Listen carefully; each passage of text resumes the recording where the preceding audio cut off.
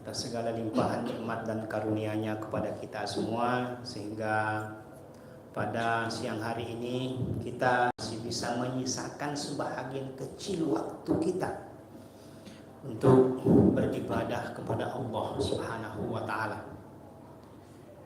Dan inilah bahagian kita, cara kita untuk mensyukuri nikmat Allah itu. Selawat salam kita persembahkan kepada junjungan Rasulullah SAW, Nabi yang menjadi uswah hasanah, teladan yang mulia dalam segala aktivitas keseharian kita. Jemaah sekalian yang dimuliakan oleh Allah Subhanahu wa taala. Ada salah seorang motivator bernama Ibrahim Al-Faqih menulis sebuah buku, Seven Secrets of Personal Power.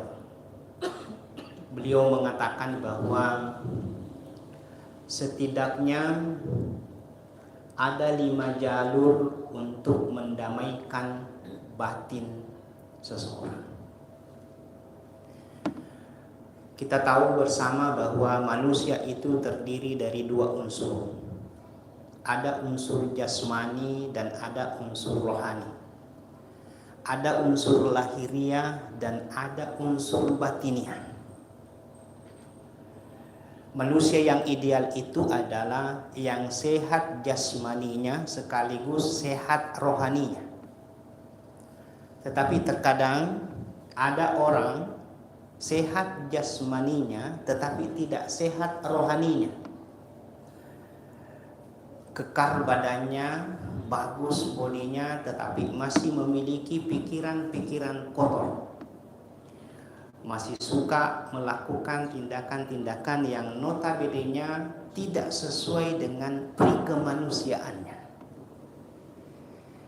Di sisi lain, ada orang dari sisi jasmaninya kelihatan tidak sehat. Kemungkinan karena dia kaum difabel, kaum disabilitas. Tetapi karena sehat rohaninya, yang pada akhirnya jasmaninya ikut menjadi sehat. Kita tahu bersama Nabiullah Ayyub alaihissalam.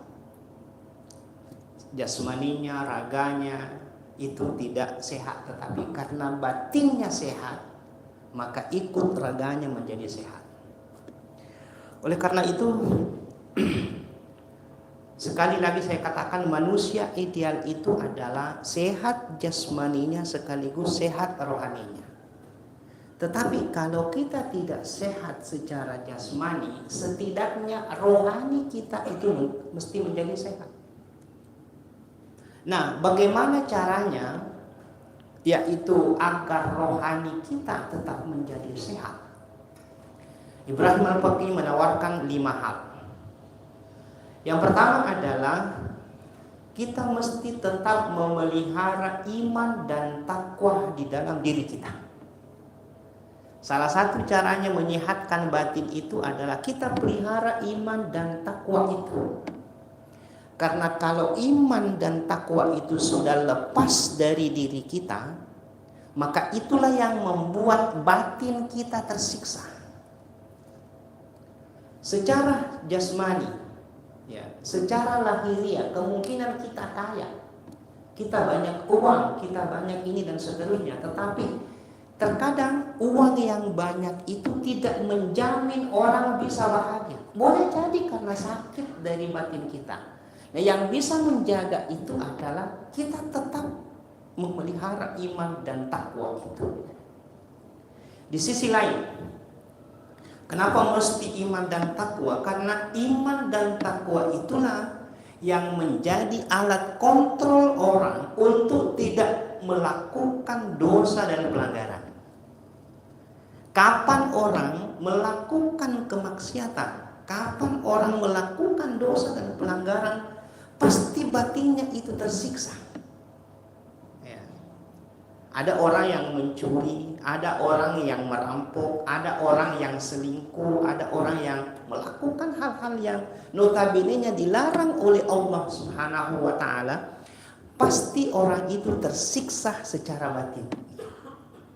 Oleh karena itu, iman ini menjadi pengontrol untuk kita tidak melakukan kemaksiatan itu. Rasulullah SAW di dalam sebuah sabdanya mengatakan, la yasrikus sariku wa huwa mu'minun. Seorang pencuri tidak mungkin akan melakukan kriminal pencurian kalau dia beriman. Wala yazni zani wa huwa mu'minun. Seorang pezina tidak mungkin akan melakukan asusila perzinaan kalau dia beriman. Wala yashrabul khamra hina yashrabuha wa huwa mu'minun. Seorang peminum tidak mungkin akan menenggak minuman keras itu kalau dia beriman. Oleh karena itu, ketika iman kita tidak pelihara dengan baik, maka itulah nanti yang mengantarkan kita untuk melakukan dosa dan pelanggaran. Dan sekali lagi, bahwa kapan kita melakukan dosa dan pelanggaran, batin kita sudah dipastikan akan tersiksa. Bagaimana caranya? Caranya untuk memelihara iman itu ya dengan salat-salat kita ini, dengan zikir-zikir kita, dengan kembali kita kepada Allah Subhanahu wa taala. Itu satu. Yang kedua, kata Ibrahim Al-Faqih, jalur kita untuk mendamaikan batin kita itu dengan doa. Berdoalah kepada Allah Subhanahu wa taala. Kenapa doa?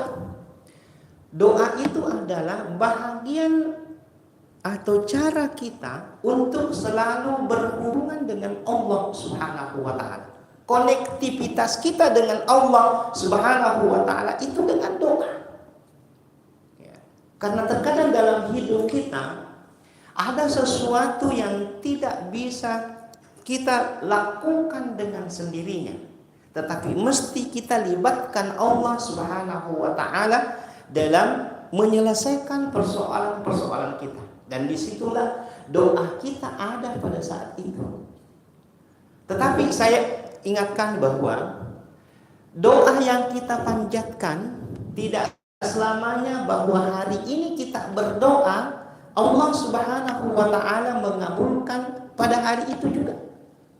Boleh jadi Allah kabulkan besok, boleh jadi minggu depan, boleh jadi bulan depan, boleh jadi tahun depan, dan boleh jadi kita sudah tidak pernah ingat lagi itu doa kita, dan itulah yang diijabah oleh Allah Subhanahu wa taala. Oleh karena itu, jangan kita berhenti untuk berdoa. Karena dengan doa itulah yang mengantarkan kita untuk selalu connect dengan Allah Subhanahu wa taala. Dan ketika kita sudah connect terus dengan Allah Subhanahu wa taala, sudah dipastikan bahwa kita tenang dari sisi batin kita. Itu yang kedua. Yang ketiga, kata Ibrahim Al-Faqih, jalur kita mendamaikan batin itu adalah suka memaafkan orang. Ya, ini. Orang kalau dia suka memaafkan kesalahan-kesalahan sesamanya, tandailah bahwa orang itu adalah orang yang sudah damai batinnya.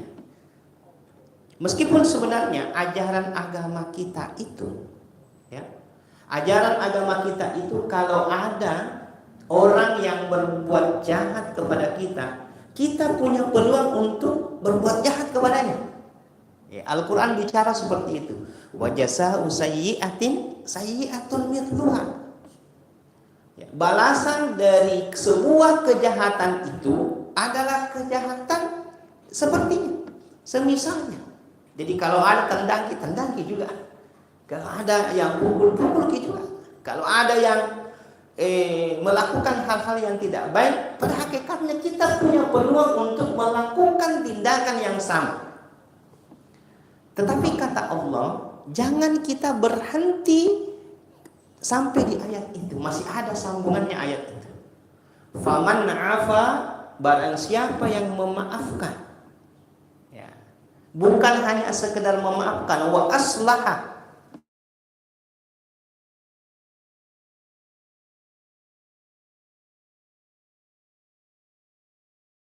Allah Subhanahu wa ta'ala. Orang yang suka memaafkan itu adalah pasti orang yang damai batinnya. Sebaliknya, orang yang masih memiliki sifat-sifat dendam, yang selalu ingin membalas dari sebuah kejahatan-kejahatan itu, dipastikan bahwa itu tidak damai batinnya. Pasti dia tersiksa hidupnya.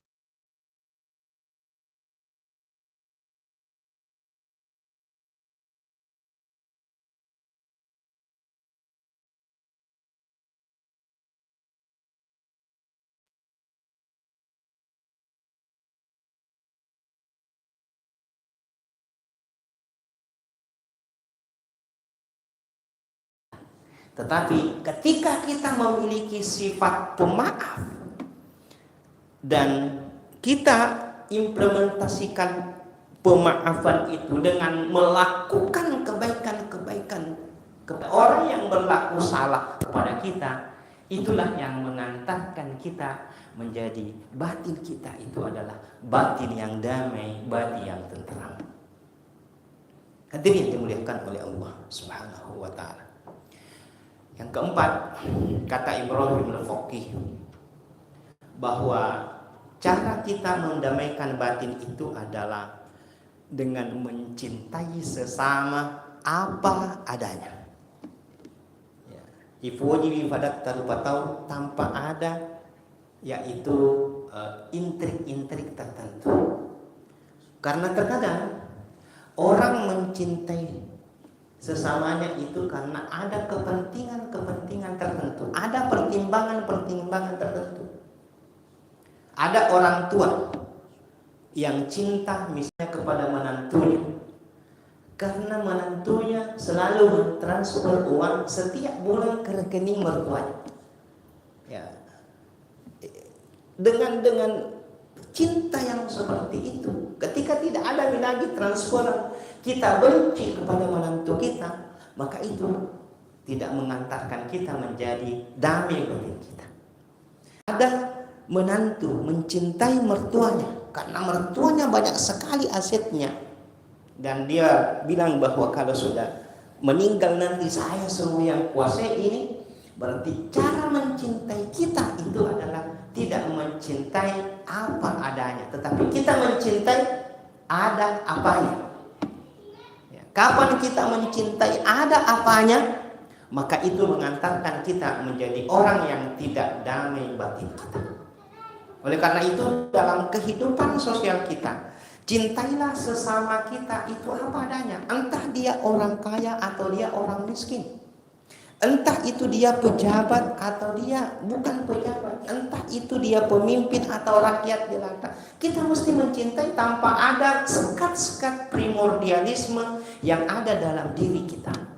Karena kapan kita mencintai ada apanya, bukan apa adanya, itu sudah jelas mengantarkan kita untuk tidak damai dari sisi batin kita.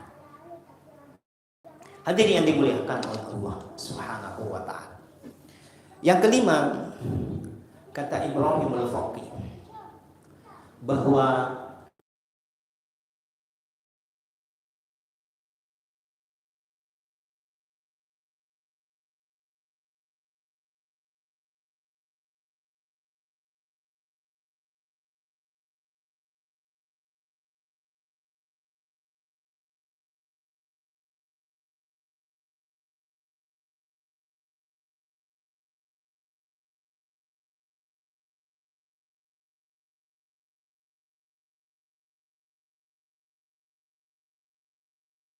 kita selalu berada di tangan di atas, jelas bahwa itu adalah kita damai dari sisi batin kita. Beda itu antara meminta dengan memberi. Kalau kita suka memberi, itu akan berdampak pada nilai ketenangan kita. Tetapi ketika kita selalu meminta, maka itu akan selalu kita tidak merasakan yaitu kedamaian dan ketentraman batin itu. Maka ajaran agama kita itu selalu menganjurkan kita untuk bersedekah. Ya, mana qasamalul min sadaqah. Harta kita itu tidak pernah berkurang gara-gara bersedekah. Saya belum pernah menemukan ada orang yang bangkrut gara-gara dia gak bersedekah. Justru yang sering bangkrut itu adalah orang yang bakhil. Ya. Dan coba kita lihat dalam kehidupan kita, bahwa ketika orang-orang itu tidak suka memberi, dia pasti memiliki 3 sifat. Ya. Yang pertama, dia kikir.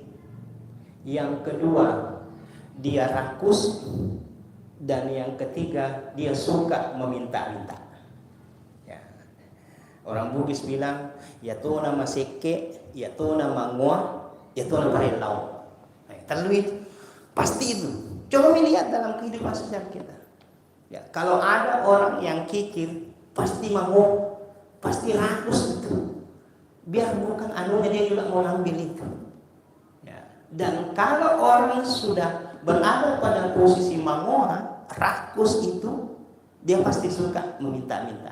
Ya, litoka, dan pasti itu. Dan inilah yang kalau kita memiliki sifat ini, sifat kikir, sifat rakus dan suka meminta-minta, jelas bahwa kita tidak menemukan ketenangan dan ketentraman batin itu. Bagaimana obatnya? Obatnya itu kata ulama kita bersedekah, memberi dan memberi. Ya. Oleh karena itu Rasulullah Shallallahu Alaihi Wasallam mengajarkan kepada kita begitu pentingnya yang disebut dengan sedekah. Rasul mengatakan ittaqin nara walau bisyikki tamrah. Bentengi dirimu dari api neraka meskipun dengan sebutir kurma. Coba, pentingnya itu sedekah. Di negeri Arab yang paling rendah sedekah itu adalah sebutir kurma.